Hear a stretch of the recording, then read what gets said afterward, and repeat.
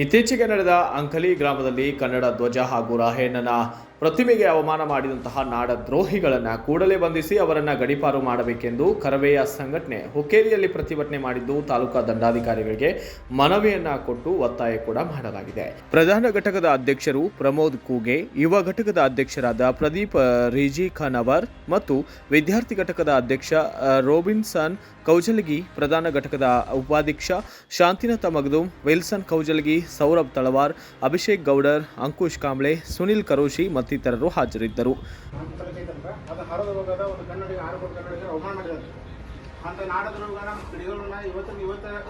ನೀವು ಆದೇಶ ಮಾಡಬೇಕು ಪೊಲೀಸರಿಗೆ ಅವ್ರನ್ನ ಬಂಧಿಸಬೇಕು ಹಾಗೂ ಅವ್ರ ಮೇಲೆ ಸೂಕ್ತ ಕಾನೂನು ಕ್ರಮ ತೆಗೆದುಕೊಳ್ಬೇಕು ಮತ್ತು ಅವ್ರನ್ನ ಈಗ ಕರ್ನಾಟಕದಿಂದ ಗಡಿಪಾರು ಮಾಡಬೇಕಂತ ತಮ್ಮಲ್ಲಿ ಈ ಮನವಿ ಮೂಲಕ ಒತ್ತಾಯ ಪಡಿಸುತ್ತೇವೆ.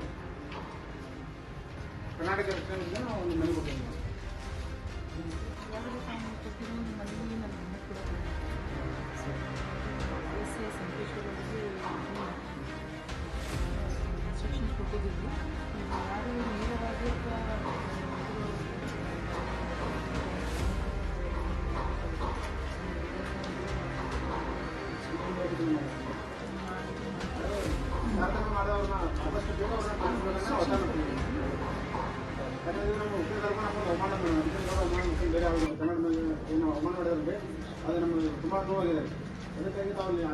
Bureau report Shantinatha G Magadum, Bharat ವೈಭವ news.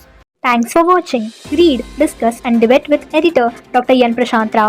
Wanted reporters in print, digital and visual media for Bharat Vaibhav Daily Newspaper, BV News Channel and BV Fast Web News from all the talukas of Karnataka. If interested, send your resume to 9482633333.